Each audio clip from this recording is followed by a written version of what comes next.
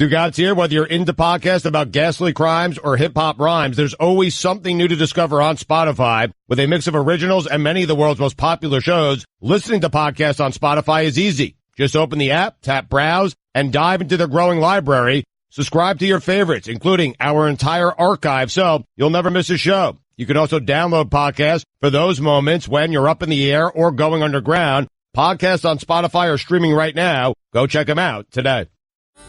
Jody Avirgan here. I'm glad you're enjoying 30 for 30 podcast, part of a special collection of sports audio documentaries from ESPN Films. We're finding the best sports stories for you right now.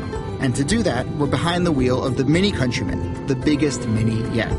Please proceed to the highlighted route. To find great sports stories, you have to get out into the world and follow your instincts. That's where the Mini Countryman's all-wheel drive comes in handy. With all four, we can chase down a story in the city, the country, and most places in between. Podcast equipment isn't very bulky, but even if we're hauling a lot of gear, there's plenty of cargo space for all your stuff. And if a few of our producers tag along, no problem. The Mini Countryman comfortably seats 5 adults. The Countryman may be big, but it still drives like a Mini thanks to the twin-power turbo engine. No matter what story you're chasing, the Mini Countryman will help you find it. It's available now, and so are 30 for 30 podcasts. Visit miniusa.com/countryman today. This is the best of the Dan LeBatard show with the Stugotz podcast. My name is Clinton Yates, here on a Friday. Dan LeBatard show with Stugotz. I'm a little sick, I'm a little under the weather, but I'm here. Live from the District of Columbia, the most powerful city in the world. You might know me from The Undefeated. You might know me from my weekend show on ESPN Radio with Dominique Foxworth and Mina Kimes called The Morning Roast.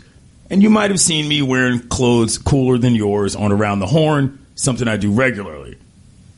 There's one simple rule I have. If you come incorrect in my mentions, I will embarrass you in front of your friends and your family, and I will not apologize. That being said, let's lay out the show. Like I said, it's a Friday. The gang, Mike and Roy, are here. Last day you guys are in town, right, Mike?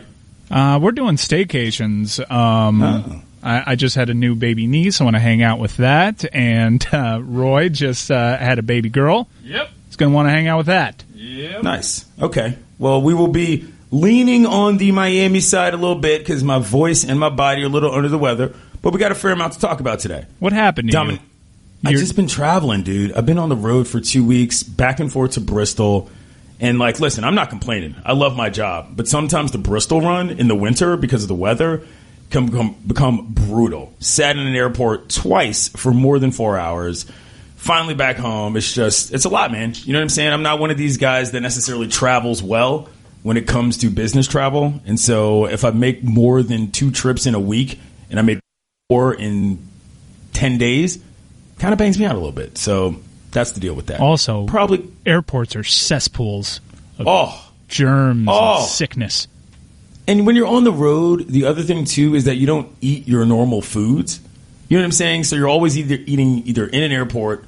The CAF in Bristol is solid, but other than that, it's always sort of a grab bag in terms of what you're going to get, when you're going to eat, if you're doing hits, if you're doing radio. It's just a lot. Your routine gets all jacked up, and I don't really have one down yet, particularly for that kind of travel, but it was a fun time, and I was glad to meet. We can talk about that a little bit. We'll talk about that when Dominique Foxworth gets here in the next segment.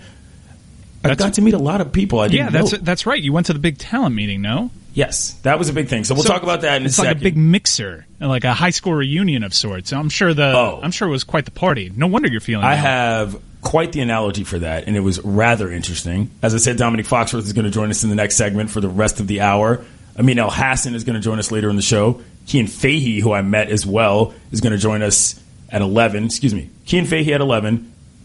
Amin at 11:30. And my homie Damon Young at noon? Yeah, you got it.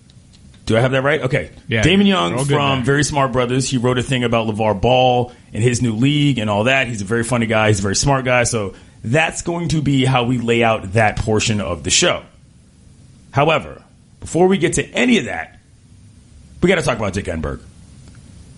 He passed, and when you work in the broadcasting world, there are people whom you look up to, there are people whom you respect, and there are people whom you simply cannot deny their greatness. Dick Enberg was an affable guy. That is the word I would use most primarily to describe him. Sort of grandfatherish in his delivery, but not in a way that made him feel like the oldest man alive. Sort of non-controversial. He wasn't making a lot of wild statements a la a Musburger, a la a Madden. He didn't have a loud style a la a Chris Berman. Dick just laid it out. I remember him being there for a lot of big moments and never making himself a part of it. And to be clear, I don't have a problem with broadcasters making themselves a large part of the story. As somebody that does this job, I think there's a place for that. I'm just not sure that was Enberg's style overall. Worked for NBC for years, had a lot of great calls. Let's listen to a couple of them. The Broncos winning the Super Bowl, their first Super Bowl title. This is courtesy NBC. Let's hear it. And the man, the sentimental favorite, the fans who didn't care about who won this game cared that John Elway got a Super Bowl ring. They've reserved his spot in the Hall of Fame. This man probably will get there too, but Elway's a cinch to go to Canton when he is eligible. You know, after he lost to Jacksonville last year, he went home and his sister called him and he broke down crying. His kids, his 4 children, had never seen their dad cry before. Many of you remember when your dads cry, how important it is. It was a low moment of his great career. This then will become the highest moment. The completion of a great career, a Super Bowl championship for John Elway and the Denver Broncos. Understated. Again, that was courtesy NBC TV. Understated, intelligent, and familial.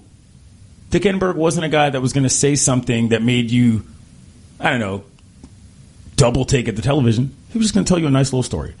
Let's hear him calling Serena Williams winning the 2007 Australian Open. Again, an expression of omnipotence by Serena Williams. Convincingly, she is the 2007 Australian Open champion. Omnipotence. Let's put it on the poll, y'all. Could you spell omnipotence without looking it up first? Mike Ryan, are you raising your hand? I mean, Roy, as you speak, is Googling how to spell it. Let's put it on the poll. Could you spell omnipotence without looking it up first? That's a good question, because that's a good word. Let's hear the final broadcast. And Roy's doing that, by the way, because he's the one that has to put it on the poll. Otherwise, he'd be right there with him. Let's hear the final broadcast of his career. He called Padres games for a while. That was sort of what he did in the latter stage of his career. But he did that. I don't really remember how long he did that. But obviously he had a long career. It's from Fox Sports San Diego. Down to the bottom of the 9th inning, and Gosselin's walk-off win, and Arizona escapes the cellar with a 3-2 win. Well, it's not retiring now. It's graduation. As I said on Thursday, I'm joining baseball's student body, you fans. And now I can lend my voice and cheer unabashedly for the Padres in seasons to come. It's upward and it's onward. My love affair with baseball will continue. He had one of those voices that when you heard him, you knew you were in for a fun night at the ballgame. Very, very unique voice, but not one that sounded strange. I was a big Dick Enberg fan. I wouldn't say I was crazy about Dick Enberg, but I very much enjoyed his work. Now let's hear this last call, this last one, perhaps his most famous call. It's the fumble in the AFC title game in '88 between the Browns and the Broncos. Draw to Biner. Ernest Biner. Fumble the ball, and Denver has recovered. Oh, my. Or have they? Let's wait for the official to unpile them. There's a war going on under that stack. There it is. Denver's ball at the 2-yard line. Biner had the first and goal and lost the ball. I remember Dick Enberg from a lot of things. I'd say perhaps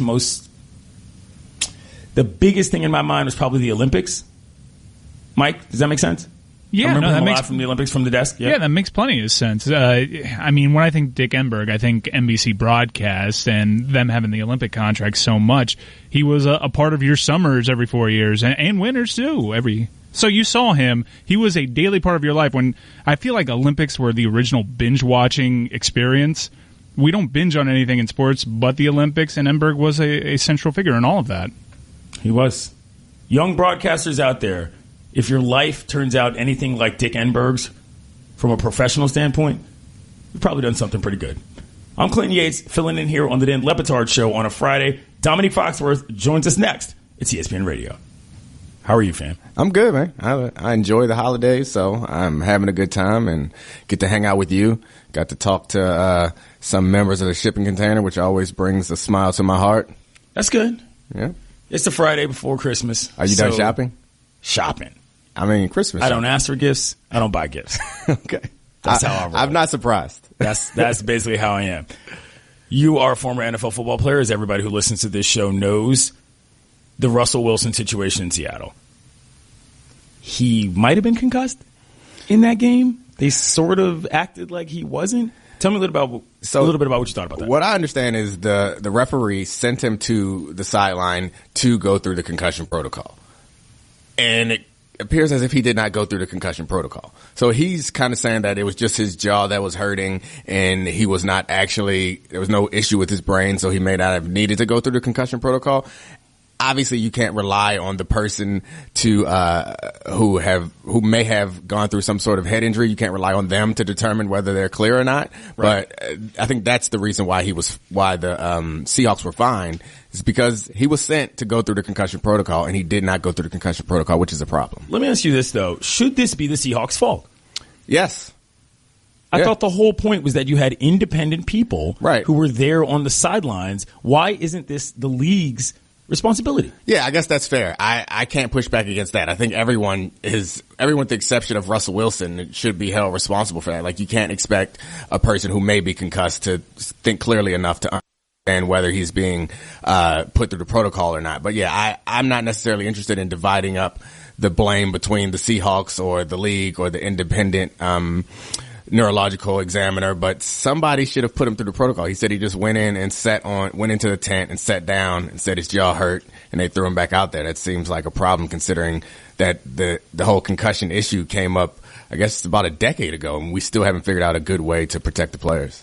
We're talking with Dominique Foxworth here on the Dan LeBatard Show with Stugotz. Clinton Yates filling in here on a Friday on ESPN Radio. Before we get to the sound, let me ask you, how many times did you see a guy on the field when you played who you knew was concussed, shouldn't have been playing, but definitely was in the game?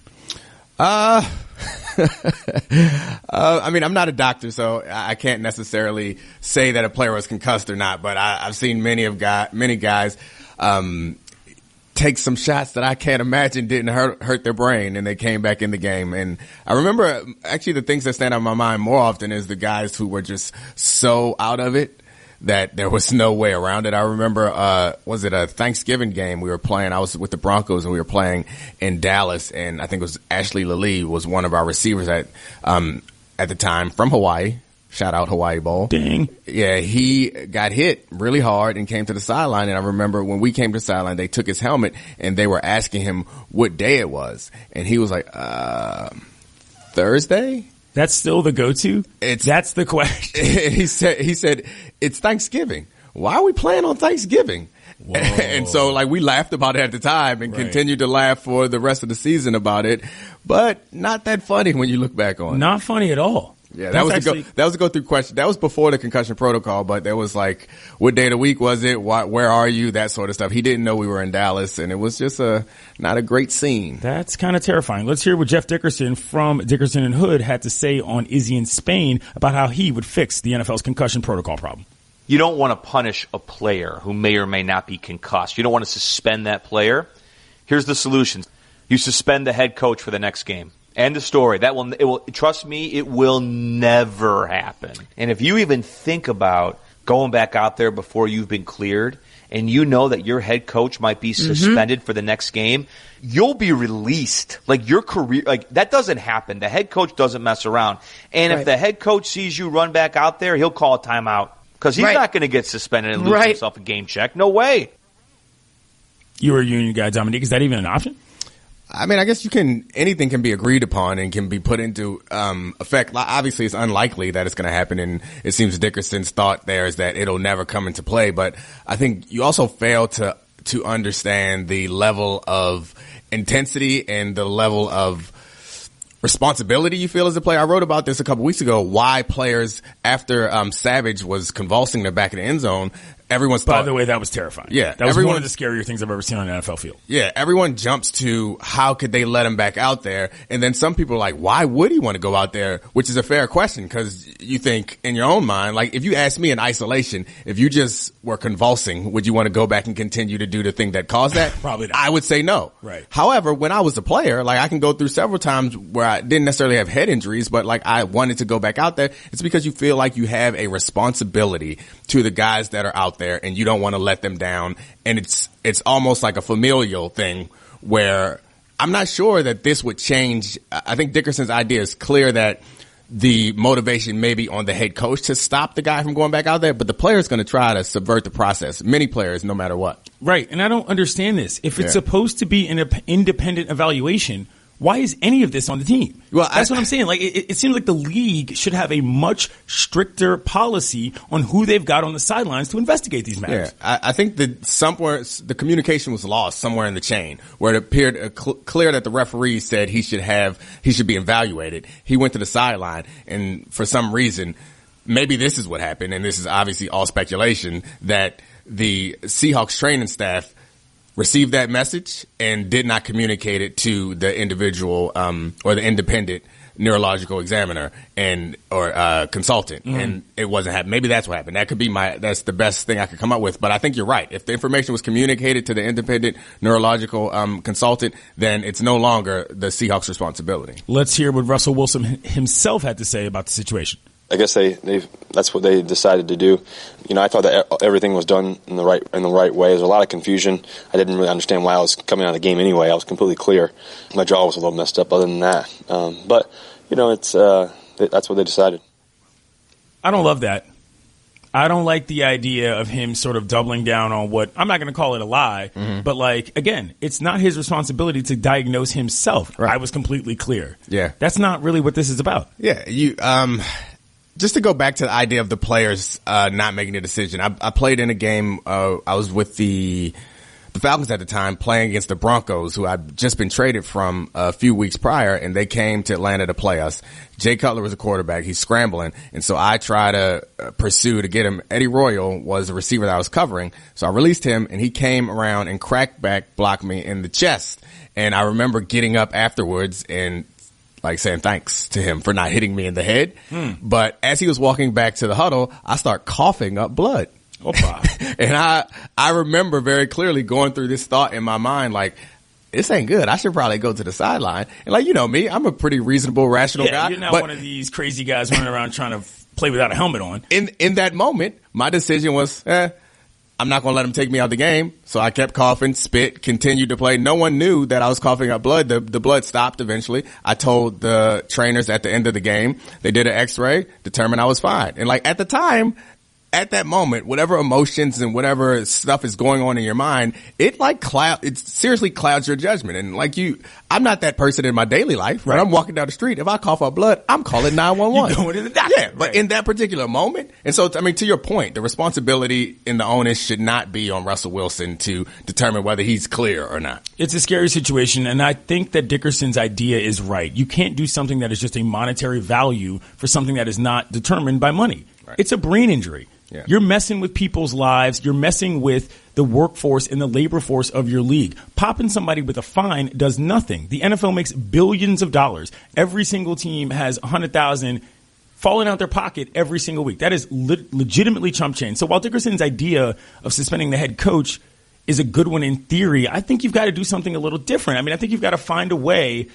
I'm not saying you dock a draft pick. I don't really know what you do, but I'm not sure that suspending the head coach makes sense in the context of how the chain of command is supposed to work for what the protocol is. It's not the head coach's responsibility, and it may be worth a $100,000 fine to have Russell Wilson back out on that field in that moment. So I think that the system is flawed now, but I think the core to the flaw of the system is not the punishment process as much as it's concussion is not an easy thing to diagnose. There's not even a hard definition for like a broken bone. Like you can see a fracture. You can't necessarily see a concussion. And right now, the process for determining whether a player can go back in the game or not is so imprecise. So like even if you do go through the concussion protocol, which Savage did, He was convulsing on the field, and he went through the concussion protocol, and they put him back out there. And I think that's because, like, the concussion protocol in large part is based on you do a baseline kind of cognitive analysis test at the beginning of the season. Right. And then they do that again when you are potentially concussed to determine if your brain function is back to normal or not. Like, that seems like horribly imprecise and easily gamed. I'm not sure that players do this or not, but, like, obviously you can tank the first test at the beginning of the season. That's a good point. Like, it's something that's easily done. And even if you don't tank the first test, like, it seems very difficult to, if I hit you in the arm and it swells up really big and I start pressing on it to determine whether it's broken or not, like, that's not an x-ray. Right. That's the same as this concussion protocol is. Dominique Foxworth of The Undefeated joins us coming up. The Stars were out in Bristol this week, meaning me and Dominique were there. It's the LeBatard show. It's 2 guys on ESPN Radio. We went to Bristol, Connecticut for the all-talent meeting. The center of the world. Center of the world, center of the universe, center of the sports universe. And, former President John Skipper gathered us all there. It was, I don't want to get too far into this because I don't want to talk about things we shouldn't talk about, but I found it empowering in one sense. I met a lot of people I hadn't met before. Mm-hmm. You know what I'm saying? You saw some people that you're only used to seeing on TV, be they coaches, be they former players, be they other, personalities and talents. We'll put this on the poll because there were a lot of people that I saw that didn't say what up. People I've talked to on the radio, people I know who I am and I know who they are, who were not trying to dap up, not trying to holler. I took a little bit of offense to that. So could they look at you and think the same thing? That you guys were both like feet away from each other, both waiting for someone else to like be the dap initiator? Let's put it on the poll. If you saw an ESPN personality in public, who would you most likely say what up to first? I feel like we should go the other way because you're guaranteed to win. Who would you least likely say what up to? For the listeners? Oh, yeah. Who would they say what up to? Dominique Foxworth or Clinton Yates? Oh, yeah, me. Let's put that on the poll. I'm much more affable. I'm very unapproachable. Yeah. I'm good looking. Just so we're clear, I'm not a very approachable individual on the street. As a former member of the Hands community, people know I'm messing around. But what did you think overall about that gathering? I mean, it was cool. I was one of those people who you might have, if we didn't know each other more closely, that you might have been mad at. Cause I was. Yeah, you were, but see, that's how you are. It's a business trip. Right. It's always a business trip. I was in and out. I wasn't trying to be collegial, make friends. Like, I come to listen to the man tell us what the man needed to tell us, and I had to get home as soon as possible. So I was walking around there with my head down. I hate those type of events because there's this expectation of small talk, and no one likes small talk. Very few people are good at small talk. Like, I don't know you. I call you sometimes on the radio, you answer some questions, we pretend like we like each other, and that's that. I'm not about to pretend like we actually friends. Best part of the whole situation, though, pretty much every single black person at ESPN sat in the same corner on the bleachers. And that was tight. It was like a high school basketball game. I thought the best part of the situation was how I got us to the front of that long line. That was a masterful job by me. Tell and you that tailgated story. That. So we had to ride a shuttle across campus to a different place, and it was really cold. So it's a long line, probably 50 or so plus people to get on the shuttle. So I went to the local Starbucks that was a couple feet away, bought 8 hot chocolates, and walked to the front of the line and traded hot chocolates for line jumping. Don't lie about the reality of the story. Oh, yeah. You were scared to go all the way to the front. You were trying to side note in people so we knew. You want a little credit. I'll give you some credit for your brazenness, because once the plan was in action, Clint was like, why are we stopping here? Why bother?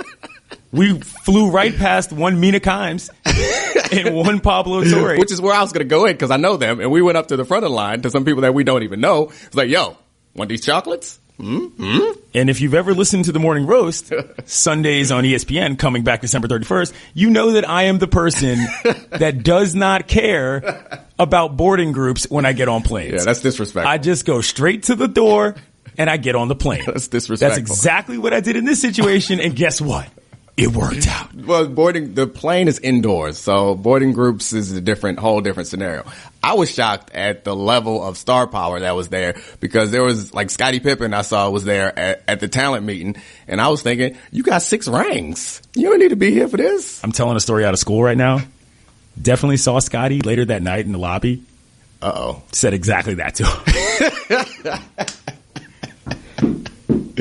I literally said, what are you doing here, Scotty? You got 6 rings. You're in the Hall of Fame. Get a better agent. He was not pleased with me. I mean, to be fair, I was way out of pocket. We're in the lobby. Right. It was a borderline middle of the night. We had come back from karaoke, so I was, feeling good about myself to the point where I was going to approach one of the 50 best players in the history of the NBA and cold, savagely accost him. And he was like, hey, man, I like this job. I said, I like my job, too. But don't you live in L.A., Playboy? My man was not pleased. Yeah, no, it was a moment of brazenness that I probably wish I could take back. There was a lot of complaining from the LA contingent. Not Scottie Pippen, apparently. He's a team guy, but there are a lot of people who I saw that from LA came from their good weather all the way out here. It's like, why are we here? It's like, oh, you gotta. Who was the person you were most surprised to see in public that was a little different than you thought they might be? I don't know, because I told you it was a business trip for me. I ain't talked to none of them. I was just like, I don't like, everybody's really nice. This is the interesting part about this question, though, about people, whether or not they would approach you or me. In that situation, I was doing a lot of glad handing. Yeah. I was ready to meet some folk. I was not. A lot of folks I'm trying to be, Yeah. I'm giving mega daps. So Dominique was in and out. I mean, people came over and talked to me, and I gave them the fake phony, I'm happy to see you, and a couple minutes of, yeah, how's the family? Was the flight good? Blah, blah, blah. They did it to me, and we moved on. But in actuality, I wanted to walk past them and pretend like we didn't see each other. Head nod. That's cool. The main point of the entire situation, though, Dominique, and you ain't got to co-sign this, but I'm going to say it. Uh-oh. For all y'all out there listening, all y'all in my mentions talking all this nonsense about how ESPN is dying, we still running this joint, fam. Understand that.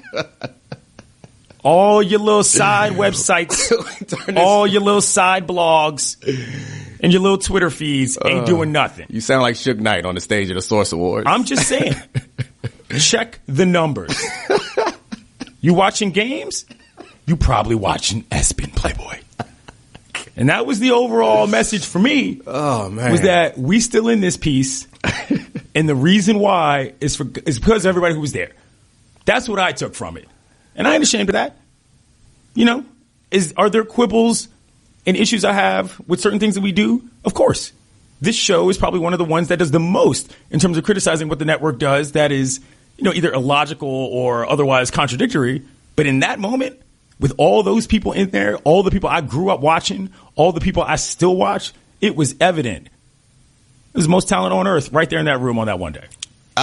Maybe, but I would push back on it a little bit. Like the reason why ESPN, I wouldn't push back that ESPN is on top. The reason why is the ESPN, but I'll push back on the reason. The people in the room, it's nice, a lot of talent, it's entertaining, but ESPN is on top because they got all these rights. That's what people want to see. They want to see these games. They don't care about us. Gas myself for a little bit? Oh, my bad. Yeah, we the best. You don't want to see us in these streets. Can't let me gas myself for a little bit? ESPN talent. I'm trying, man. Center of the universe. Here on a Friday. Clint Yates, Dominique Foxworth, Dan LeBatard Show. Don't forget, you can hear more of my sons Dan and Stu weekdays starting at 10 Eastern on ESPN Radio and ESPNU. Hi, everyone. Stugotz here. Support for the Dan LeBatard Show podcast comes from our friends at Rocket Mortgage by Quicken Loans. Chances are you're confident when it comes to your work, your hobbies, and your life. Rocket Mortgage gives you that same level of confidence when it comes to buying a home or refinancing your existing home loan. With Rocket Mortgage, you can apply simply and understand fully so you can mortgage confidently. To get started, go to rocketmortgage.com/Stugotz, Stugotz, equal housing lender, licensed in all 50 states, NMLS consumeraccess.org number 3030. Cian Fahey from Pre-Snap Reads joins us. I had the great pleasure of meeting Cian at the aforementioned talent meeting. Before we get to any football, Cian, just tell me a little bit about what your thoughts were on meeting all the gang and coming to Bristol. Well, first I'm disgusted at Dominique Foxworth because I was one of those people standing in that queue and I didn't realize that and I can't explain how cold that was. I could just feel my bones. I couldn't feel any skin. It was awful. I met Clint. This poll is very unfair to you, by the way, that you're losing right now. That's fine. I am not an approachable human being. I think you're lying, though. The key detail here is a lot of people, Amin Al-Hassan, a lot of people at ESPN expected me to be able to, like, dap them up and stuff, and Clinton just walked up straight away and just like, normal handshake, yeah, thanks. I didn't have to feel awkward and feel like a fool. It was great. So that was my big takeaway. What was it like, though, meeting all those people? I mean, I don't know how often you get to the States. I don't know how often you get to mingle with, you know, various people that you work with. But just as an overall experience, though, what'd you think of it? Man, it was surreal. Like, we were sat in, like, little bleachers at the back of the actual setup, and you kind of look to your right, and there's, like, an NBA player. You look to your left, and there's, like, an NFL host, or then you look in front of you, like, Rachel Nichols is 3 rows in front of you. It was a bizarre, like, as someone who's kind of a fake employee of the company right now, it was bizarre for me to be there. But yeah, it was mostly really cool. It was just, next time do it in Miami or something like that where it's warm. Good point. Cian Fahey of Pre-Snap Reads joins us here on the Dan LeBatard Show with Stugotz. Clinton Yates filling in here. All right, let's get to some football. What am I supposed to think about Blake Bortles and, as a result, the Jacksonville Jaguars? We do, like, such a low bar with Blake Bortles right now. Like, remember a month ago when he threw 2 interceptions in the final 2 minutes of a game that they won? Yep. like he has to do very, very little for them to win games, and now we're suddenly talking about Blake Bortles instead of kind of going, the defense is still dominant and the offense is set up for him to be, like, just this guy, kind of a passenger. And that's the way they set up their team from the very beginning. When Tom Coughlin took over, he didn't really try and replace Bortles. He didn't bring anyone in. Like, they had that Chad Henne competition just before the start of the season, but Henne was so bad that they went straight back to Bortles without it ever happening in the regular season. And they've got this setup now where Bortles can not lose them games, but when they go into a matchup with someone like Tom Brady, with someone like Ben Roethlisberger, although the last time they played Ben Roethlisberger, they intercepted him 5 times. But if you get Ben Roethlisberger on a good day, if you get Brady on a normal day, it's going to be very, very hard for them to keep pace, even with that defense, even with a viable running game, even with a couple of receivers who are coming up good right now. Actually, Keelan Clay might be his name. That receiver they have there right now, who's kind of emerged over the last month or so, he's really flashed a little bit. So this is the kind of thing that always frustrates me, because the whole roster around Bortles right now is really impressive and is what we should be talking about, but now we're talking about Bortles for being not awful rather than just being really good. Switching gears to Philadelphia, they obviously had huge problems when Carson Wentz went down, but Nick Foles is not a guy who's never played in the league before. I mean, I'd say there's an outside argument that he was, I don't want to say the best backup in the league, but he was certainly a guy who had more starts than a lot of other quarterbacks who had played for that team. What do you think about him and how the Eagles are sort of handling that situation? I feel like that's the definition of best backup in the league, just a guy we've seen before. None of us know anything about any of the other guys. No one, there's like LeVar Ball isn't building an NFL development league where we can go watch these guys play. Foles against, like, the Giants helped because the Giants have been terrible recently, but Foles, it was a funny game at the weekend because he came in and he started really well, and he made a play that was kind of the antithesis of what Nick Foles is, where he gets to the line, he slides the line left, he incorrectly slides the line left so that there's a free blocker coming off his right, and he has an opportunity to throw the ball to Alshon Jeffrey short, quick, and get rid of it, and he holds the ball, he hesitates, but then he kind of makes a defender miss, he uses a little pump fake, he uses athleticism, I guess, and gets into the flat and throws the ball, a perfect deep ball downfield to Torrey Smith in tight coverage, and that draws a defensive pass interference penalty that sets up the first touchdown to Alshon Jeffrey, which was again another good throw. But after that initial surge, he kind of reverted to what we expected. He was kind of relying on a high-quality offensive line. He was relying on Aguilar to make a couple of impressive plays. He was relying on defensive busts and screens and stuff like that. And the Eagles' offense is so good that they can do that. And I've heard people say, once Carson Wentz went down, that their season was over. And I'm not talking about fans, I'm talking about prominent people, actual analysts. And they were saying, you can't win without your quarterback. But when you go through, like, the best teams in the league right now, there isn't a team who has a great quarterback and a great roster. Like, the Patriots have a great quarterback, but we all know at this point that roster isn't great. The Vikings are probably the best team in the NFC, and they're down to their third-string quarterback. So it's not like we can say, hey, losing Wentz has ended their season. They're still very much the second, third, maybe fourth, but they're still in that top group of NFC teams who could go to the Super Bowl. Cian Fahey joins us here on the Dan LeBatard Show with Stugotz. Clinton Yates filling in here on a Friday. Jared Goff, speaking of offenses that are pretty good, looks, I would go so far as to say, excellent. How much does that team rely on him? I know they don't do a lot. I mean, I know they try to make it simple for him, but can they continue to do that throughout the playoffs based on what you've seen? Sure, and I think, again, we're kind of focusing on the quarterback a little bit too much, because the real turnaround there recently has been on defense, where Wade Phillips has got, like, so you've got in in Los Angeles, I couldn't remember where the team was for a minute. He was St. Louis, Los Angeles, sort of jumping around. But in Los Angeles, you've got Aaron Donald, who is an absolute freak. You've got Alec Ogletree, who's been a celebrated linebacker who never really deserved to be celebrated because he's a guy who makes a flashy play but then gets blocked out of 10 runs that go for 120 yards. And Wade Phillips has found a way to make that work a little bit. Now, it helps that the offense plus points a game, and it's kind of dictating the way the game is played. You can't just run the ball on them all day. But Wade Phillips has really turned that unit around, and this is what Wade Phillips has done over the course of his career. He comes in the first year, he gets great production out of great talent. Maybe it develops or it goes away after a couple of years, but for the moment he's been a key piece. And with Goff on the other side, your only real question mark so far has been that Minnesota Vikings game where they contained him after the first drive. Besides that, nobody else has been able to contain that offense because, as we saw last week, Todd Gurley is a freak. The offensive line is phenomenally good. It's effective and consistent.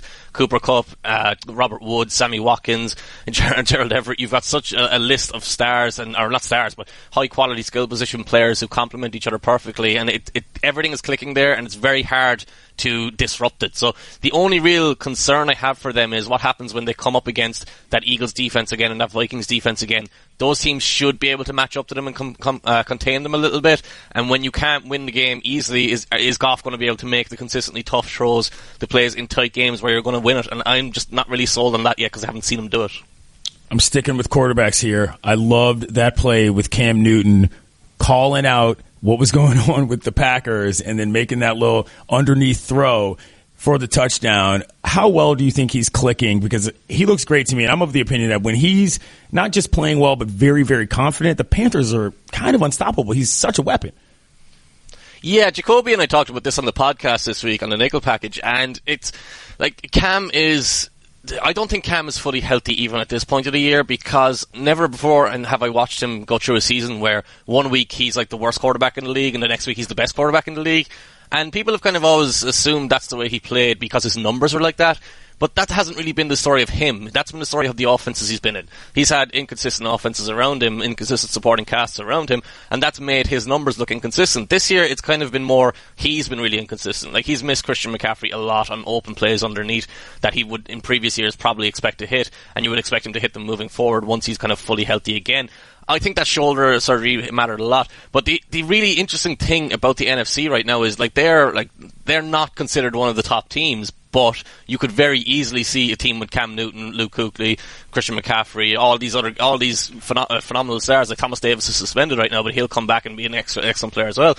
And then you kind of move down the list, and you've got the Falcons, you've got the Saints, you've got the Cowboys who might not even make the playoffs. So it feels like the NFC is just so packed with so many high-powered teams. And then you look over at the AFC, and it's kind of the same thing we've had all along with Brady and a couple of teams you have a little bit of hope for. So I really like the Panthers. That play in particular is kind of I feel bad for Clay Matthews, to be honest, because I think Clay Matthews had it right. He's just a little bit unlucky. So Clay Matthews saw that they were on the narrow side of the field. McCaffrey was on the narrow side of the field, and he had two receivers tight to the formation. So he knows that the wheel route is coming. And the reason Cam is so calm and can just react to Matthews and just laugh at him basically is they've called the opposite of the wheel route, where it's going to perfectly exploit what Matthews has called out. I feel really bad for him, but it was also an awesome moment just to see Cam laughing. Last thing I'll ask you, the Kirk Cousins situation. I am banging my head against the microphone right now as I am a fan of the Washington football team. What do you make of this in terms of, just where he can go, what you think is going to happen based on what he's done this season? I actually think he might have had his best season in the league, but again, what is that saying? I don't think it's saying a huge amount. Obviously, he's had big numbers in the past. I always feel like he's a guy who is going to take the 6 yards that are definite instead of taking the 20-yard throw or aggressive throw that actually help you win the game. See, this is a thing you kind of need to dive really deep into. We tend to, in the NFL, say if a guy doesn't throw interceptions, he makes good decisions. But I always find the situational awareness, the situational understanding of what your team needs at a specific time to try and win the game, I always find that to be a better determination of how good you are at making decisions. And I'm still very much concerned. That's my biggest concern with Cousins. I think he's a guy who will happily check down on third and long, who will happily check down even on second and intermediate or medium, whatever you want to call it. And I don't think that helps you win games. I don't think he elevates anyone around him. I don't think he sets you up for success, and especially not when you're going to have to pay him $25 or $30 million a year, whatever it is. He's Cian Fahey. You can find him at presnapreads.com and also on the Nickel Package podcast, and he's a big fan of karaoke. Thank you, Cian. Thanks, man. Coming up, does Vince McMahon have a viable product in the XFL? Part 2, Clinton Yates. That's me, filling in here on a Friday. You guys are coming weak on the Twitter, per usual. That's how y'all roll, but that's not my problem. Vince McMahon sells $100 million worth of WWE shares to help fund sports-focused company. I'll read the lead from Darren Ravel. Vince McMahon's plan to perhaps try his hand again at a professional football league came more into focus Thursday. McMahon is chairman and CEO of World Wrestling Entertainment, which filed details with the U.S. Securities and Exchange Commission about McMahon's sale of 3.34 million shares of WWE, equaling about $100 million. He did so, the filing noted, quote, primarily to fund a separate entity from the company, Alpha Entertainment LLC, which Mr. McMahon established to explore investment opportunities across the sports and entertainment landscapes, including professional football, end quote. Translation, the XFL is coming back, kiddos. Hell yeah. Mike Ryan is very excited. So jacked. Put it on the poll. Would you attend an XFL 2.0 game? Yes, no, maybe so. Guillermo and I are super excited because we both did the regional thing and supported the Orlando Rage because it was the closest XFL franchise to us, although the Las Vegas Outlaws definitely had a leg up on the competition because that was the first game, and that first XFL broadcast was magic. And they had former University of Miami quarterback Ryan Clement as their starter, and He Hate Me happened, and The Rock was doing an intro, so I was all aboard. That's Mike Ryan, executive producer of the XFL 30 for 30. That is a lot of XFL backstory knowledge, Mike. I had no idea you were that into it. I love the XFL because I was a big WWE fan, and I was watching basically a hype video for the XFL every Monday on Monday Night Raw, and I wanted to support it. I thought it was going to revolutionize football as we knew it. I watched every week. I was so bummed when it went away. I was a huge XFL fan. Huh. But it came from, okay, so let me just unpack this a little bit. What you're saying is that you were a wrestling fan, and as a entertainment product, you simply shifted over as a, I don't know, adjacent sports product from wrestling. It wasn't necessarily about football as much as it was about you trusting the WWE product. Is that what you're saying? Oh, don't get me wrong. I like football too, so it was combining two of my favorite things at the time. I like, hey, football year round sounds good to me. I recognized a lot of the names that were playing in that league. They had Rashaan Salam, they had Kirby Dardar, they had Ryan Clement, they had He Hate Me. They made stars. Tommy Maddox had a run in the NFL after the XFL because of the XFL. With the Steelers. That is a very good point. But I got to tell you, Mike, there is zero chance I think this can work. Simply because of the times that we're in. The XFL was branded on this notion of it being an outlaw league where they didn't care about as much stuff from an injury standpoint. They were the kind of league that was having cameras follow ambulances to the hospital when dudes would get injured. You might recall that they had that set up to begin games where two dudes would run from 20 yards away and do this like capture the flag bit to try to see who was going to get possession. I'm fairly certain the first time it ever happened, the guy separated his shoulder and they never did it again. Yeah, it was awesome. Ran fast and loose with the concept of personal safety. And in the year of our Lord 2017, which is fastly ending, there's just no way that I think this is a viable product for anybody to watch outside of a sort of, I don't even know, like a Meanest Man type vibe of people who are going to see, people bare knuckle box in barns in Iowa. Like, this doesn't even remotely seem like something that the average sports fan in America will be able to digest if it is being marketed as more violent than the NFL already is. You know what I'm saying? Yeah, but you're also making the assumption that that's going to be the marketing strategy. And by the way, it's a safe assumption just considering it seems as though it's an XFL reboot.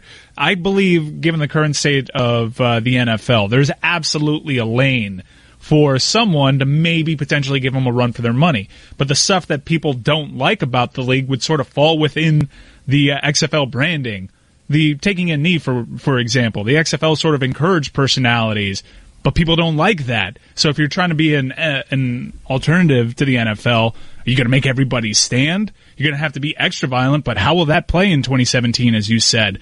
I don't really know how they go about doing it, but I do think that there's a space there for a legit competitor. I don't know, man. The NFL takes up so... I mean, I hear you. I mean, that makes sense. But the NFL takes up so much airspace that I just don't see a world in which another football league, without actively sort of admitting that it is a lesser than product, which, I mean, I guess is the only way to go, is viable. I mean, who's airing this? Like, who's going to play in that league? Look, the XFL worked in that time, I think, because we knew less. But it didn't work. Well, right. I'm saying it got off the ground because we sort of knew less about head injuries. I still think the violence element is unfortunately the only thing that's really going to sell, but that can't sell. You're not going to sell a smarter league than the NFL. You're not going to sell a more fun league than the NFL. I mean, I just don't think that's really real. I mean, they brought back celebrations. Those are dope. We've seen those week to week. I just don't understand what you can do at this point on a football field outside of simply playing games, which might be the only way that it really works, is that people are so pressed for football that they come out and watch. I know what you can do, Clinton. What do you do, Mike? 2 words. Tim Tebow. Oh! I mean, let's not act like Tim Tebow quarterbacking an XFL game wouldn't be a ratings bonanza. I'll go a step further. Tim Tebow, player coach. I'm in. Peanut butter Tebow time. Against Johnny Manziel, player coach. Peanut butter Tebow time versus Johnny Football. I would go to that. You might have just sold me on XFL 2.0. I'm in shock right now. I would watch a player coach. You know what? If the coaches were required to be players, then I would watch the league. And you know who I'd want one of those players and coaches to be? LeVar Ball. I'm Clinton Yates, filling in here on the Dan LeBatard Show with Stugotz on ESPN Radio. Amin, I'm going to ask you first and foremost what you thought about that beautiful gathering of talent in Bristol last week. Well, it was nice to see you all. And I'll leave it at that. Short and to the point, but let's get to the NBA. I just read in the SportsCenter update this situation with KCP. Have you ever heard of anything like this in the NBA? Fam is going to jail on the side of playing basketball. How do the Lakers deal with that? It seems like a weird situation. Well, that's funny because I knew the case. I was not aware until probably yesterday that he was actually at a facility. And I just assumed he was under house arrest or something like that. So no, I don't, not in season. I don't remember anyone having to go with anything like this in season. I did joke, however, when the story broke that Phil Jackson was saying somewhere, that's all I had to do to ensure that I stay home. If you remember a couple of years ago, he wanted to coach the Lakers, but he only wanted to do home games. That would have been a good option for him. He should have just gotten a DUI and then, been on house arrest or something. Sticking in the Western Conference, the Rockets are an incredible basketball team right now. They're incredibly fun to watch. I love what D'Antonio's doing with that squad, between the way CP and Harden are really getting it done. Is this the best we've seen Harden so far in his career, or do you think that this is really just sort of a function of how well that team is put together in the man management?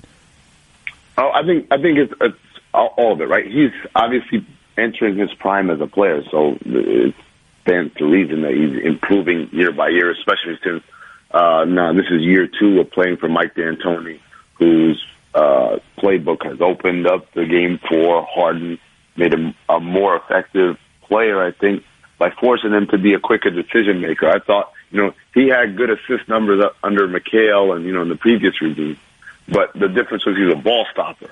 He catch and hold, and the assist was more often just a last resort to whatever the defense showed.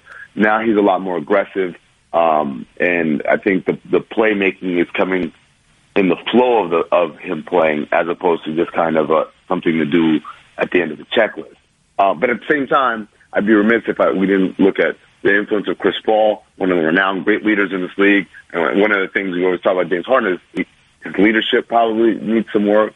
So that influence there obviously helps. And then, Daryl Morey's done a good job of surrounding this team, not only with shooters, but subsidizing him with defensive players. Luke Richard and Mbamute, P.J. Tucker, obviously the drafting of Clint Capella a few years ago. The Rockets aren't just, and Harden isn't just better because he's gotten better or because they're an offensive force. He's better and they're better because defense has become more of a priority, and it's easier for him to be competent defensively if he's surrounded by competent defenders.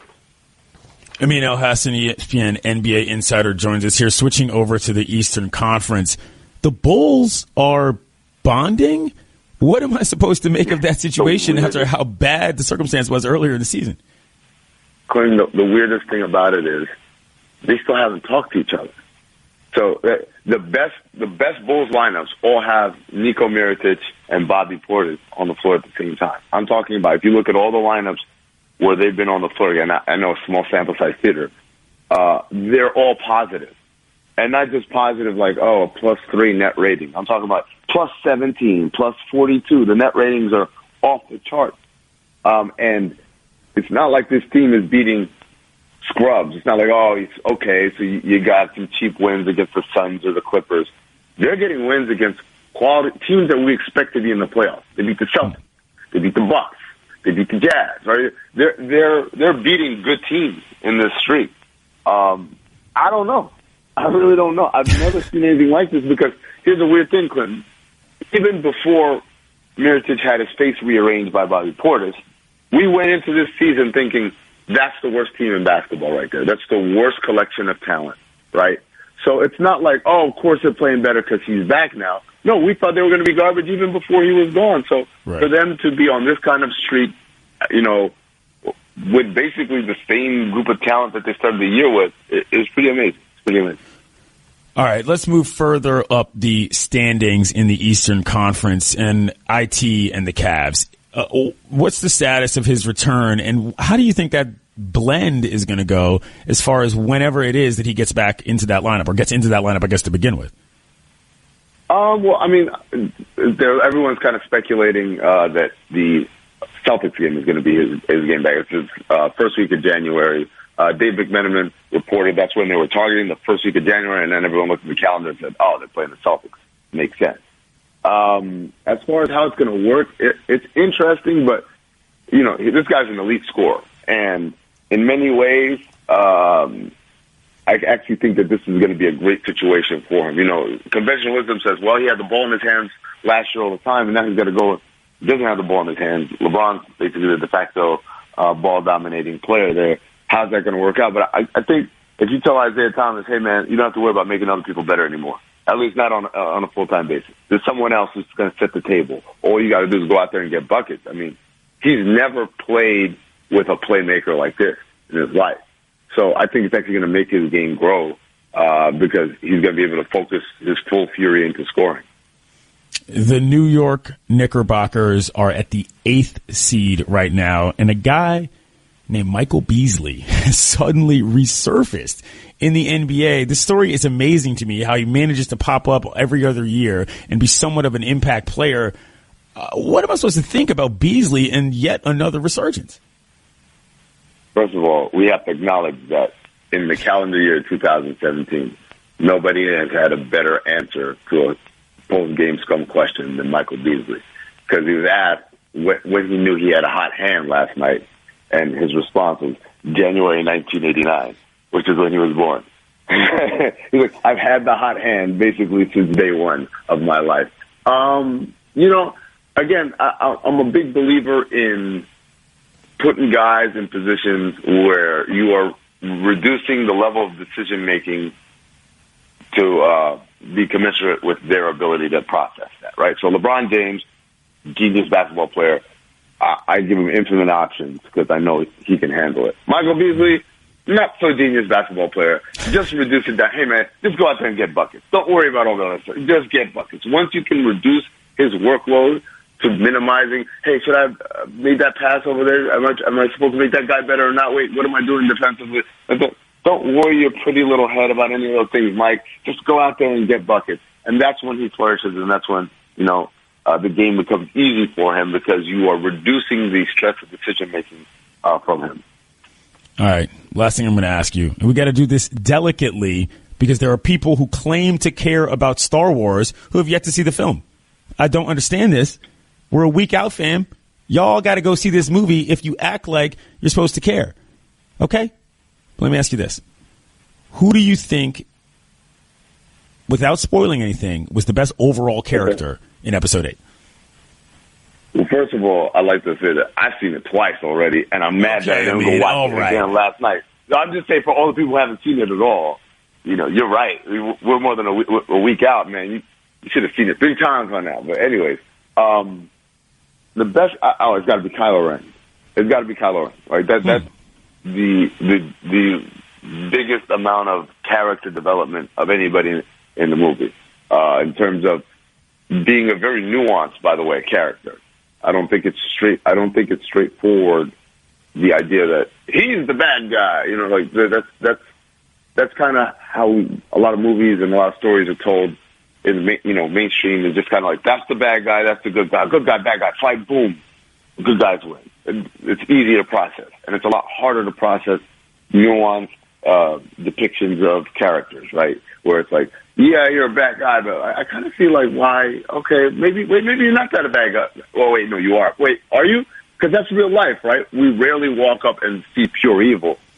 There are people you don't get along with, but I'm sure you can understand motivations in them that are less than nefarious. That just don't coincide with yours. So, Kylo Ren, yeah, definitely. What was your answer? Rose. I love that character. Really? I wanted much more of her. I wanted more of the backstory with her sister. I needed a whole other half hour of her deal, quite frankly. That's what I felt. Her and Finn, that was the part of the story that had to, it's the longest Star Wars movie ever. Let's start there. It's the longest in running time Star Wars movie ever. So when you make a movie that long, and obviously you're focusing a lot of the character development on Rey, on Kylo, on Luke Skywalker, it leaves not a lot of time on the cutting room floor to devote to fleshing out Finn and Rose. I, too, wanted more from them, but I realized also we can't have a 4-hour movie either. So they kind of got shorted in that exchange. He's Amin El Hassan. He's an ESPN NBA insider and a big Star Wars fan, almost bigger than me. Thanks, Amin. Thanks a lot. You know how I know that I'm a Star Wars snob, y'all? Because I don't call him Kylo Ren. I call him Ben Solo. Clinton Yates in for the Dan LeBatard Show with Stugotz on ESPN Radio.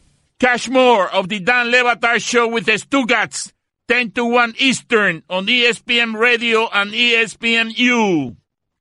You can always count on Bud Light, just like you can always count on Tailgate Terry. Without Tailgate Terry, you wouldn't have cold Bud Lights and 7-layer dip at every pregame. That's 56 layers per season. Just the right amount if you ask Terry. Tailgate Terry is famous among friends. He deserves a Bud Light. Enjoy responsibly. Bud Light Beer, 80 St. Louis, Missouri.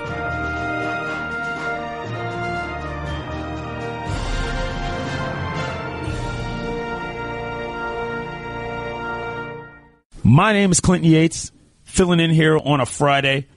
You might know me from The Undefeated. You might know me from ESPN Radio's The Morning Roast with Mina Kimes and Dominique Foxworth. You might have seen my beautiful mug on Around the Horn on ESPN as well. I have but one rule. If you come incorrect in my mentions, I will embarrass you in front of your friends and your family, and I will not apologize. Joining us right now, from Very Smart Brothers. Love this guy. Damon Young. Headline, LeVar Ball is the wrong guy with the right ideas. I want to break down this story, Damon, because you talk about a lot of things that I think a lot of folks don't really want to handle about how they feel about LeVar Ball. Mainly, the fact that this dude is a loud talking brother and people don't like being sold things by brothers that they don't think are worthy of, frankly, making money. Your thoughts? Yeah. The piece talked a little bit about just I guess my experience with people like LeVar Ball. Well, you'll find them. You go to any Major League Football game, you go to any barbershop, you go to any in any space where black people congregate, you will find people like LeVar Ball. And I went through the whole AAU circuit, played high school and college, so I'm very familiar with dads like him. And, you know, and it's funny because these men, you know, can be so compelling and so engaging, so gregarious that you just are naturally compelled to believe the things that they're saying. But then once you actually step back and it's like, actually, you know, that doesn't actually make any sense, then you realize that, hey, this doesn't actually make that much sense. But as the piece stated, that doesn't mean that everything he says is wrong. Referring to the fact that, sorry, go ahead. Yeah, because some of the ideas that he's had have actually been like, well, that's not the worst idea in the world. It's just, you know, you might be going about it the wrong way, but, you know, that's actually not a bad idea.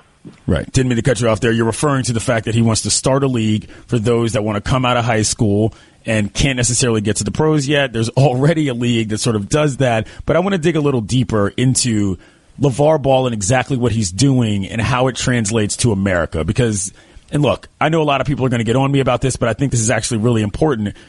The problem that a lot of people don't realize they have with LeVar Ball is that LeVar is taking agency of the bodies and the sort of abilities of his own family, which is not something, frankly, that black folks have been allowed to do in this country. Every way we have been forced to succeed has been through institutions that were created for other people that we were then forced to advance and excel through. So the very basic notion of him trying to create his own lane in many people's eyes is just plain offensive because they are so programmed to believe that we are simply not capable, never mind allowed to do such. Do you feel that is of any remote credence? Oh, no, I definitely do. And that's why, you know, as you stated, this conversation has a lot of nuance to it.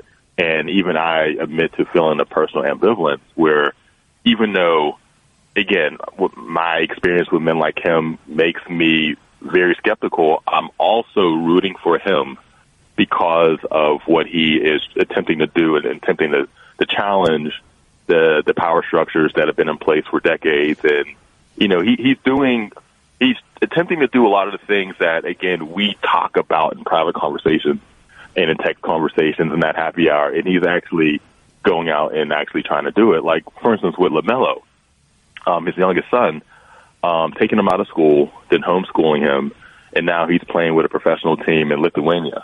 I think, you know, he obviously got a lot of negative pushback for that, but what he's doing isn't really that much different than what affluent parents of tennis prodigies have been doing for decades. Where you remove your son from school, you have them doing like this intense, very pro level, you know, training. And then by the time they're, you know, 17, 18, 19 years old, they're actually ready to be professionals, even before that sometimes. So again, and I think that, again, what he's doing does kind of address the hypocrisy with how we consume and how we think about sports. But I also agree that sometimes he does it the wrong way. Damon Young of Very Smart Brothers joins us here. His piece is called LeVar Ball is the Wrong Guy with the Right Ideas.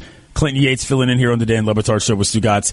Okay, so there's the on the whole discussion about LeVar Ball, which we've discussed, but there's also the sort of interior question about his very specific decisions. Do you think he made the right decision in electing to try to keep his boys together on a team and going to the team that they did from your basketball experience? Well, I think that, you know, we have to step back a little bit and rewind a little bit back because he was forced to make that decision. Like this doesn't happen if LiAngelo doesn't get suspended from UCLA for whatever happened in China. This doesn't happen if he doesn't practically get banned from his Chino Hills school that his youngest son attends because they were tired of him meddling with the basketball team. So he was basically put in a position where he had to make this decision. And now I don't think, you know, in the bigger picture perspective, I don't think the decision is necessarily a terrible one because, you know, if the NBA is the ultimate goal for the youngest son, LaMelo, I think that playing against professionals in Europe would prepare him better than playing against 16-year-olds in California. So, again, if that's the ultimate goal, I think that actually isn't the worst decision. But, again, we have to look back and see exactly what led to him making this decision. So it wasn't like this amazing foresight that caused him to do this. He was forced to do what he did. What do you think constitutes, if we take the long view of this, what do you think will constitute success, not from LeVar Ball's standpoint, but from what we view, the public, the potential consumers? What do you think we'll see as a potential successful life story for LeVar Ball? Successful. Yikes. I think that if Lonzo and LaMelo have successful NBA careers, then I think that people will look back at everything that's happening right now and look at LeVar Ball favorably. LiAngelo doesn't have the NBA in his future, so that's just not a question. But if the oldest son and the youngest son end up being successful NBA players, and also if Big Baller Brand ends up being a company that actually exists 2 years from now, then I think that he'll be considered a success. I'm not even going to discuss that league because I think that league is never going to happen. But the shoes and his sons, then if those are on point, then yeah, he'll be looked at as a success. He's Damon Young. You can find him at Very Smart Brothers. His piece is called LeVar Ball is the Wrong Guy with the Right Reasons. Thank you, Damon. Oh, thanks for having me. I'm going to say one quick thing about LeVar Ball before the segment ends. For those of you who are trying to imply that he is exploiting his kids, let me explain to you how family businesses work. You build something with what you have to pass down to your children. Because when their physical abilities are no longer capable, they're going to need and want something else. It is not exploitation when you are trying to create something to give to them. Get it right, y'all. I'm Clinton Yates. You're listening to the Dan LeBatard Show with Stugotz on ESPN Radio. Clinton Yates filling in here on a Friday, the Dan LeBatard Show. Mike Ryan joining me. We'll talk a little NBA coming up on Christmas. The big NBA coming out party, if you will, of the season. Some of y'all don't even like to tune in to basketball until Christmas Day. Yeah, I would hate you for that. Season starts missed a lot. now. Season starts Yeah, now. but you missed a lot this year, Mike. There's been a good season of basketball. Heat are one game over 500. Basically, the season starts now. Season starts now. Your Zardos are kind of struggling too there. I know. The Zardos are having issues. The John Wall situation is getting worse, in my opinion. I don't love what's happening with. Look, that team has major depth issues. What is this John Wall situation that you mentioned? That team is not good enough to play without him at all. He might be more valuable to that team than any other player in the NBA. I'm not saying that Bradley Beal's not a good player. I'm not saying that they can't win a game. It's just the whole entire ethos of the squad takes a massive hit when he's not there. And the length of time he's been out has been an issue. But anyway, I was actually talking about this on Around the Horn the other day. The fact that there was that whole discussion, Mike, about LeBron and where he's going to be next year in the whole LA story. I love the fact that that's a non-issue right now. I love the fact that we've got a right now league where night by night you've got tremendous matches. You've got storylines galore all over the league. And it's just, I can't think of a time in which top to bottom, frankly, the league was this good. Yeah, it's a lot different than I thought it would be headed into the offseason, where after the Warriors sort of ran through everybody, a total buzzsaw, they almost went undefeated in the playoffs. Right. I thought a lot of teams would just pack this year in and wait till next year when a bunch of people were up. And it's cool to see, Oklahoma City, even though that hasn't necessarily worked out just yet, add their pieces, and Houston doing what they're doing, and a lot of teams saying, no, we're going for it. It's amazing. This is a great league right now. The Bucks are fun to watch. The Celtics are kind of okay, doing things, even though they got their main guy out. Celtics fans, don't at me. I don't need that nonsense in the holiday season. It's cool to have a big market like Philadelphia back in the conversation again. I think a lot of people actually think Philadelphia is better than they are. Because I fall victim to this. I always see them covered on SportsCenter, and I always want to tune into their games, and then I check the standings. I'm like, What's happening here? Why aren't they that much better? They're not that good. Philly's a pretty fun team, though. Joel Embiid's tight. But we got to talk about the Rockets. Or the Arugulas, as I like to call them. Why? If you want to know why I call them the Arugulas. I do. What do they call arugula in England? Arugula? Rocket. Really? Come on, Mike. Yes. Because Roquettes is the name of the plant, yada, yada. I call them the Arugulas. Okay. Okay. So the Arugulas are tremendous right now. They've got Chris Paul. They've got James Harden. They're efficient as a mug. They're beating the brakes off of people. And Daryl Morey, their GM, has basically said they've got one target. Let's hear him on the Ryan Russillo Show. I mean, it's the only thing we think about. I think I'm not supposed to say that, but I mean, we're basically obsessed with how do we beat the Warriors, and we know that it's like we calculated. It's like 90% if we're going to win a title, we've got to obviously beat the Warriors at some point. And so we're extremely focused on that, and a lot of our signings and what we do during the year is based on that. What is the point of this league except winning a title? So, I mean, we'd love to get the 1 seed. We'd love to win more games than any in Rockets history, which is 58. Those are all nice things, but, frankly, we spend most of our time just figuring out how we might be able to knock the Warriors off in 7 games, and because we're pretty sure that's going to be what defines our season. I love that. I'm here for trash-talking GMs, and that's not even really trash-talking. He's just stating a goal and being pretty clear about it. Setting a target, saying basically, it's title or bust. Did anybody go into this season thinking the Rockets were going to be in title or bust mode? I don't think so, Mike. I didn't think anybody thought anybody but the Warriors were in title or bust mode. Maybe Cleveland, because you have to be by the very nature by default of having LeBron. By having LeBron on your team. I thought, like I said earlier, that teams are just going to pack it in and regroup after this year and wait for the Warriors to get 1 year older and figure things out. It is so cool to see these teams going for it, and to have someone like Daryl Morey articulate it and be straight up honest with you is great. And not only is he saying it like that, but I love the way they're going about it, Clinton, which is the Warriors' way. We're going to see points galore in that series. I'm ready for it. By the way, I got a text from my homie, Christoph, big listener of your show, specifically when I'm not on it. I definitely said D'Antonio earlier in the program, so that's a fine. That's fine. I'll Venmo you $2. Let me know.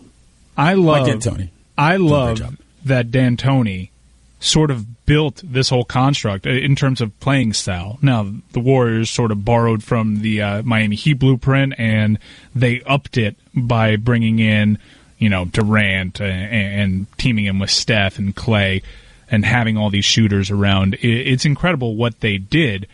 And when you say beat them at their own game, you can't really say that when you mention the Houston Rockets, because their head coach invented the way that Golden State plays. There it is. Are you listening, America? Mike D'Antoni. There you go. Best coach in the NBA. Don't at me. Just look at the team. He's always been looked at as a guy that was never really caring about certain parts of the game, maybe a little bit too obsessed with his own system. It's working right now, y'all. The Arugulas are the most fun team to watch in the NBA for my money. I tune into them every night. I love them. James Harden's looking good. Chris Paul is finally not, in this injury situation. He's actually with a team where I think feels like he's probably been most at home in terms of the role he's supposed to play. I think that's fair, Mike? Yeah, and I don't know if you've noticed the way they stagger the minutes. You tune into a Rockets game, anytime you tune in, either James Harden or Chris Paul are going to be on the floor. Right. That's called man management in the footy world. He's great at that. Yo, they might mess around and win the NBA title, Mike. They might. I don't know that I had taken that seriously until I heard Daryl Morey just now. He sounds like a man on a mission. Really? He swayed you just with his words there. A little bit. I mean, the fact that he said, look, we're obsessed with this. I mean, and he was also realistic enough to say, I think it's going to take 7 games. You know what I'm saying? It wasn't like he just came out busting shots, talking about, yeah, we're going to bang them. That's not all what he said. He sort of was he was measured enough, I think, to basically say this is literally what we've been planning to do. And it's working out pretty well so far. Arugulas winning the title, declaring it. Put it on the poll. Will the Houston Arugulas win the NBA title? Operative word there, Arugulas. I think they will. I'm saying it right now. Declaration on Friday, December 22nd. I think the Houston Rockets are going to win the NBA title. And I'm going to buy all of you idiots big bags of arugula. Coming up, going to see what's up with these polls. I'm Clinton Yates. It's the Dan LeBatard Show with Stugotz on ESPN Radio. It's been a fun little show today. Powered through. Been a little under the weather. Want to thank Dominique Foxworth for coming in the first hour. Talked about a little football. Talked about Bristol. Talked about Will Smith. Want to thank Cian Fahey for joining the program. Discussed this NFL football weekend. Want to thank Amin El Hassan for coming on. Talk some hoops. Talk some Star Wars. Also want to thank Damon Young from Very Smart Brothers to come on to talk about LeVar Ball. Y'all are all in my mentions. I don't want to get into a discussion about the agency of black folks trying to build something for themselves. We already had that talk. But right now, Roy, let's see what's up with these polls. All right. If you saw one of these ESPN personalities, either Dominique Foxworth or Clinton Yates out in the street, who would you most likely say what up to? Dominique Foxworth, 80%. Oh, that's perfect. Bama's no. Don't be coming at me in these streets. That stemmed from a conversation about what happened when we were up at ESPN. We were talking to a lot of different people, meeting and greeting, pressing the flesh, grinning and gripping, if you will. Dominique wasn't really about that because Dominique doesn't care about all that nonsense. I do with my coworkers, but in the street, I don't know y'all from DC, fam. Be running up on me like you know somebody. I'm a former member of the Hands community. I ain't like that no more. But be nice, and I'll be nice. That's how that works. Next question. Is Will Smith a bad movie actor? 55% says no. Huh. That's a surprising result. People keep talking themselves into circles, though, talking about Hitch is great. First of all, I never seen Hitch. And second, I had no idea people thought that was a great movie. Have y'all seen Hitch? I saw Hitch. Did you see Hitch, Mike? Yeah, I saw Hitch. I didn't have any feelings towards it. Yeah, it was mediocre. I mean, you're going for the easy laugh when you have Kevin James dancing, right? Yeah. Yeah, not for me. Oh, man. Is Hitch a date movie? Is that what that's about? That's what it is. Right? Okay. It was a safe date movie because it had Will Smith in it for the fellas, you know? Right. Right. And people left there not hating it. Mm-hmm. For the fellas. This discussion came because Will Smith has a new movie out on Netflix that is apparently garbage. I'm not saying Will Smith is a garbage actor. That's not remotely what I think. I'm saying Will Smith is more often than not in bad movies. Roy, next question. Would you attend a XFL 2.0 game? 43% says yes. All right. Huh. Okay. Now, to be fair, you sold me on this, Mike. Yeah, you would hear 45% and say, how did that win the poll? It's because there were three options. 39% were just a flat no, but 18% were maybe so. So they're like you, Clinton. They can possibly be swayed by Johnny Manziel versus Tim Tebow. Oh. I'm here for it. Peanut butter Tebow time. Where you at? Where you at? I love Tim Tebow, by the by. Playing football, that is. I need Tim. I don't. Blah. Easy for me to say. I don't need Tim Tebow and his garbage swing standing in the batter's box in Florida. I don't need that at all. Looks like the Jolly Green Giant swinging a toothpick. Awful form. Good shot though. Gave it a try. Man, Tebow time on a football field versus Johnny Manziel, player coaches. I would watch the hell out of that. There's one more question, right, Roy? Yes, one more. Finally, Will the Houston Irregulars win the NBA title? 60% say no. Ooh. Okay. No faith in the Irregulars. You got to wonder if we'd get a different result if it were merely the Houston Rockets. Perhaps. Perhaps. But alas, this is what I bring to the table. This is the kind of quality entertainment y'all are tuning in for. Turn on your radios across the country or the ESPN app for me to make stupid names for NBA teams. This is who I am. Deal with it. Zardos, the Arugulas. You guys don't have fun nicknames for the Miami squads? Fun nicknames? No. I guess when LeBron and D-Wade and Chris Bosh were here, we started calling them the Heatles. And I still the Heatles, occasionally call them the Heatles. I would hit the wah-wah sound on that. The Heatles? Yeah, but... That was like a thing people said, or that was like a title, if you will? It's a pet name on Twitter. Ah, okay. I like that. Yeah. I mean, with the Florida Panthers, you have Cats, but they don't have any, sort of clever nicknames. No. You have the Fins and the Fish. Yeah. The Fish, I like the Fins better than the Fish, but the Fins... Wait, hold on. The Dolphins are the Fins. Yeah. And the Fish are the Marlins. Yeah. Right. I started calling the Miami Hurricanes the Hurricanes this year. That did not take off. Yeah. I mean, for fairly obvious reasons. You would think it would take off, but it did not. No. Yeah. And I call Jay Cutler Fat Elvis, and that hasn't taken off either. I go with Miami J on that. He's on my fantasy team. Oh, I'm in the finals this week. How did you make it? He cost me. I had Deshaun Watson, and I lost him, and my backup was Jay Cutler, and I missed the playoffs because of the Jay Cutler game against Tampa. He got a concussion, and I got negative points from him. Dagger. That one game where he super blew up is the one game I didn't really play him. Because I was sort of at Stafford, I was sort of going back and forth, kind of throwing in Jay here and there just to sort of justify the fact that I picked him in the draft because I'm stupid and I like Jay Cutler that much. Didn't work out, but I'm in the championship. Do you get the Fat Elvis nickname? Sort of. Well, he looks like Fat Elvis. He does look like Fat Elvis. And now his career trajectory, he's basically at the Fat Elvis point of his career. Got it. Yeah, I'm not a big Elvis guy. Alas. But he looks like Elvis. He looks like a Fat Elvis. Sense. That makes sense. Good for him. All right, y'all. End of the week. Want to thank y'all for tuning in. Next week, I'll be here Monday through Friday, which means all Kwanzaa all the time. Get your principles together. Get your libations ready to pour because you're going to need them. I'm Clinton Yates.